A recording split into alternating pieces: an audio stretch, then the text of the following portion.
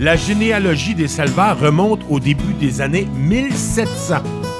Jean Salva est arrivé en Nouvelle-France avec son épouse Marie Bruyère. Son fils Jean s'est établi à Yamaska en 1761. 6 générations plus tard, Elfège est sur le point d'épouser une jeune femme qui lui annonce qu'elle veut partir aux États-Unis. Homme de caractère, il met fin au projet de mariage. Pendant 9 ans, le célibataire reste seul jusqu'au jour où son œil vif repère dans une assemblée politique la belle Alinda Maher, une veuve qui vient d'arriver à Saint-François. Alinda et Elfège ont une belle famille de 12 enfants. L'un d'eux, Fernand, est tellement passionné d'agriculture qu'il manque souvent l'école pour aider son père à la ferme qui compte 100 arpents. On y cultive de l'orge, sarrasin et blé d'Inde. Fernand, 83 ans, se souvient encore des petites fèves vertes et les pois verts qui étaient cueillis à Saint-Robert. Une partie allait pour la cannerie à l'usine de Saint-Denis et l'autre pour le marché de Sorel. Économe, Elfège ne touchait pas à cet argent qui servait à payer les taxes et la dîme.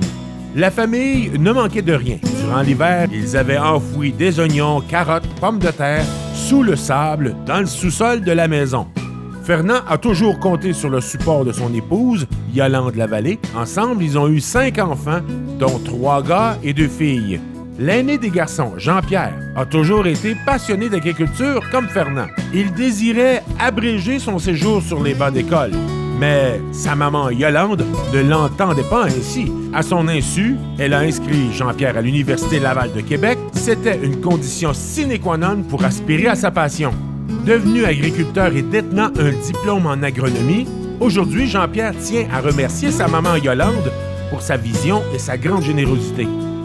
Avant-gardiste, Fernand fut parmi les pionniers de la région à entreposer sa récolte dans des silos en acier. Le drainage de ces terres agricoles a aussi été un exemple pour d'autres agriculteurs.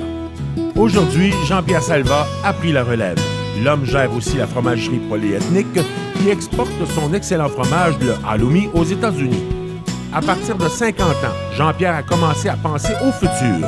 Ses 2 enfants ont chacun une carrière ailleurs. Un de ses amis lui a téléphoné en disant « J'ai trouvé une perle rare pour ta relève. » Du tac au tac, Jean-Pierre lui répond « Donne-y mon numéro et on verra bien. » Le lendemain, le jeune Guillaume Roy est assis dans son bureau.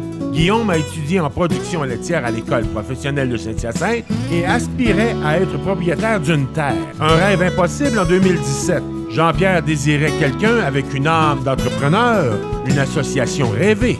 Dans le milieu agricole Pierre de Sorel, ils sont les seuls à entreprendre un transfert de ferme sans lien de parenté.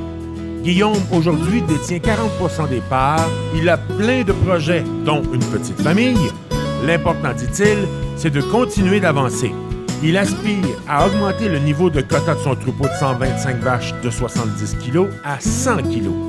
Le jeune homme est ambitieux, tout comme Jean-Pierre Salva, pour qui il est essentiel que cette terre ancestrale de 7 générations puisse continuer à nourrir la planète.